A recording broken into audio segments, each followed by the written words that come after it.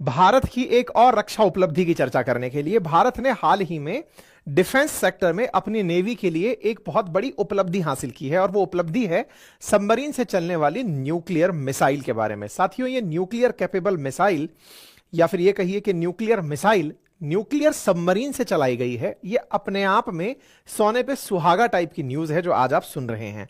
That means missile खुद nuclear bomb गिराने के सक्षम है और जिससे चलाई गई है वो ले जाने वाला जो कैरियर है वो न्यूक्लियर सबमरीन है।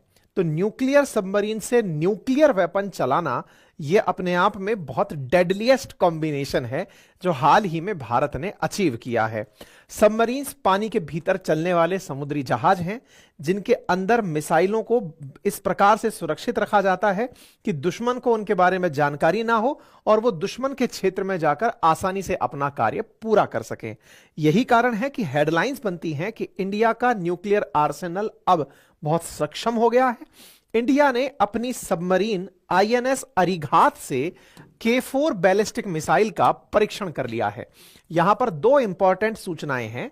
पहला, मिसाइल का नाम K4 और दूसरा, जिस सबमरीन से चलाया गया है उसका नाम है आईएनएस अरिघात।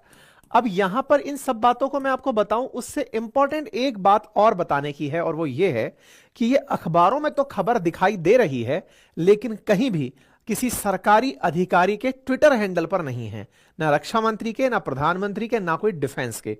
तो फिर यह सूचना यहां आ कैसे गई? रक्षा सूत्रों के हवाले से यह खबर न्यूज एजेंसी एएनआई तक आई। एएनआई ने यह सारी खबरें सबको बताई। अब बात यह निकलकर आती है कि ऐसे में यह मिसाइल चली भी है कि नहीं चली है, इसकी क्या गारंटी है?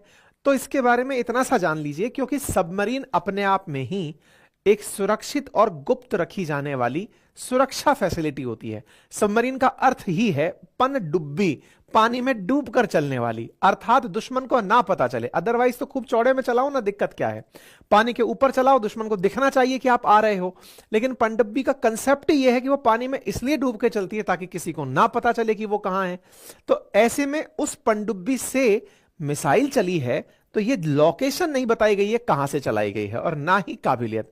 लेकिन सूचनाएं जानबूझकर लीक मतलब निकाली तो जाती हैं लेकिन इस तरह से नहीं बताई जाती कि हां हमने इस तरह का काम इस पर्टिकुलर जगह से किया है। लेकिन न्यूज चूंकि सभी मीडिया हाउसेज में छपी है, हम उन्हीं को आधार मानकर आपके सामने ये बात सुना रहे हैं। क्या है? तो भारत ने अपनी nuclear powered submarine INS Arighat से K4 नाम की सबमरीन लॉन्च्ड बैलिस्टिक मिसाइल चलाई है और इसके चलने से अब भारत न्यूक्लियर ट्रायड में शामिल हो गया है। इसका मतलब अगर जमीन पर स्थितियां सही नहीं हैं तो हम पानी से भी मिसाइलें चला सकते हैं। अगर कई बार युद्ध ऐसा हो कि जमीन पर पूरी तरह युद्ध के बादल मंडरा रहे हों, सुरक्षा की स्थिति खराब हो, तो पानी में अज्ञात स्थान से जाकर के भी हम मिसाइल चला सकते हैं।